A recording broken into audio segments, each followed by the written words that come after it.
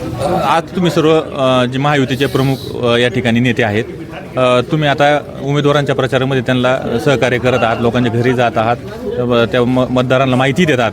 मात्र महायुतीचे जे नगरसेवक पदाचे उमेदवार सोबत नगराध्यक्ष पदाचा उमेदवार निवडून आला पाहिजे, तुमची जी काय आहे ती सत्ता आली पाहिजे. मात्र ते कशासाठी मंचरकरांसाठी तुमचे उमेदवार निवडून येणं गरजेचं आहे. काय झाले, ज्यावेळेस आपली नगरपंचायत डिक्लेअर झाली त्यावेळेस नामदार दिलीपरावजी वळसे पाटील असेल, खासदार शिवाजीरावदादा आढळराव पाटील असेल, हे महाराष्ट्र राज्य सरकारमध्ये होते.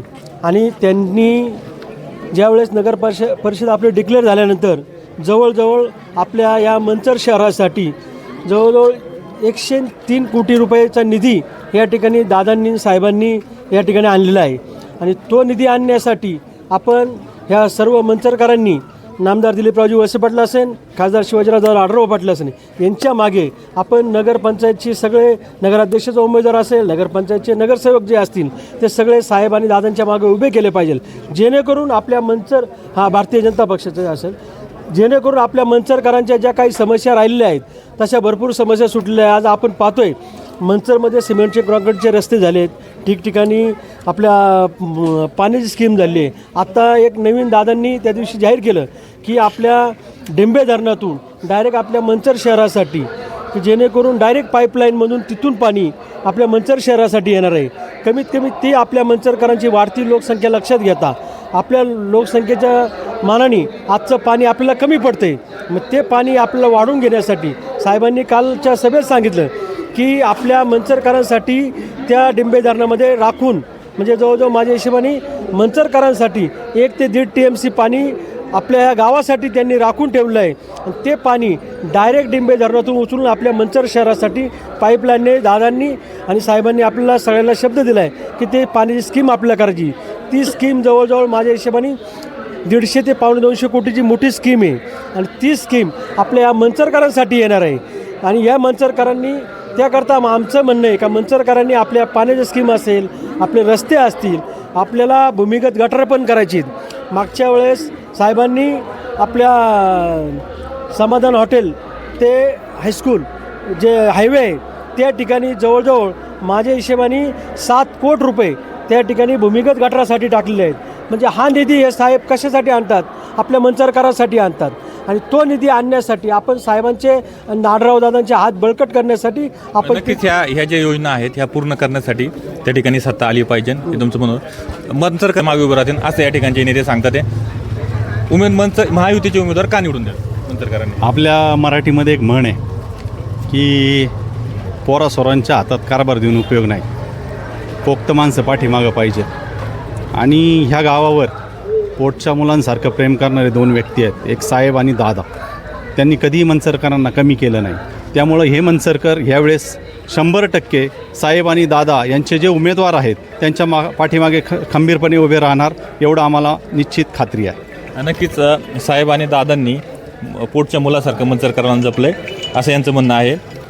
मंचरकरांनी महायुतीच्या उमेदवारांना का निवडून द्यावं? वास्तविक पाहता लोकनेते किसनरावजी बानखिले यांनी मंचचं नाव देशाच्या नकाशावर नेलेलं आहे.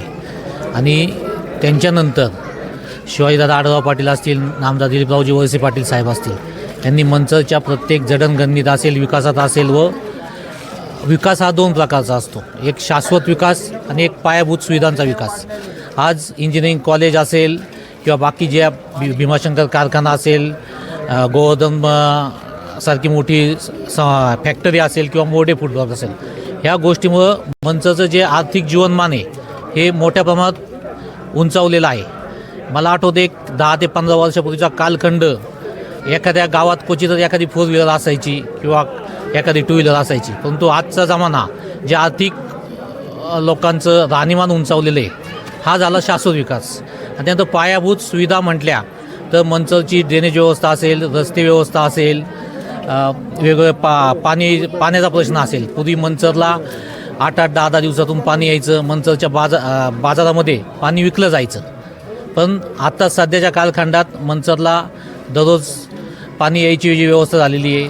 आता परवाच सभेमध्ये दादांनी नामदार साहेबांनी डिक्लेअर केलेलं आहे का मंचरला 24 तास आम्ही पाणी द्यायची व्यवस्था करू. यासारख्या ज्या पायाभूत सुविधा आहेत ह्या कुठेतरी होण्यासाठी राज्य शासनामध्ये आपले जे वजनदार नेते आहेत तर यांचा सहभाग तिथे असावा आणि त्यांना ताकद देण्याचं काम मंचरच्या माध्यमातून व्हावं. जर त्यांच्या विचाराचे उमेदवार आपण निवडून दिले तर त्यांना पण काम करण्यास सुरू येईल, जोर येईल, ते चांगल्या प्रकारे काम करू शकतात. इथून मागेही आपण मंचरचा विकास पाहिला तर शेवटी नामदार वळसे पाटील साहेब असतील किंवा शिवाजीदादा असतील यांच्या माध्यमातून झाला आहे. इथे जे काही उमेदवार होते किंवा जे लोकप्रतिनिधी होते हे आलटून पालटून दोघांच्या विचाराचेच होते, त्या माध्यमातून हा विकास झालेला आहे. म्हणजे सरते शेवटी आपण म्हणतो उगम कुठं असतो, साहेब आणि दादा इथेच उगम आहे. त्यामुळे हे जे लोकप्रतिनिधी आपल्याला निवडून द्यायचे भविष्यातले हे दादांच्या आणि साहेबांच्या विचाराचेच देणे गरजेचे आहे. या ठिकाणी जर मंचरकरांनी जर कुठं या गोष्टीकडे कानाडोळा केला आणि मंचरकरांनी उद्या कदाचित चूक केली आणि उमेदवारांमध्ये थोडंसं गल्लत झाली तर मंचरकरांचं मोठं नुकसान होईल असं वाटतं. 100% नुकसान होणार. कारण विरोधी विचाराचा जर उमेदवार आला तर आपण बऱ्याच ठिकाणी पाहिलं आहे की विकास कामांमध्ये कुठंतरी खोळंबा होतो, लोकांची कामं होत नाहीत.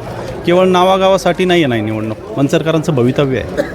पुढच्या पिढीचं 25-30 वर्षाची पिढी घडणार आहे. पहिलीच नगरपंचायत निवडणूक आहे. मंचरचं मोठं विजन तयार होणार आहे याच्यामध्ये. त्याच्यामुळं हे जे आहेत महायुतीचे उमेदवार हे प्रचंड मतांनी पूर्ण ताकदीने निवडून येणं गरजेचं आहे. मंचरच्या विकासासाठी हो, मंचरच्या विकासासाठी.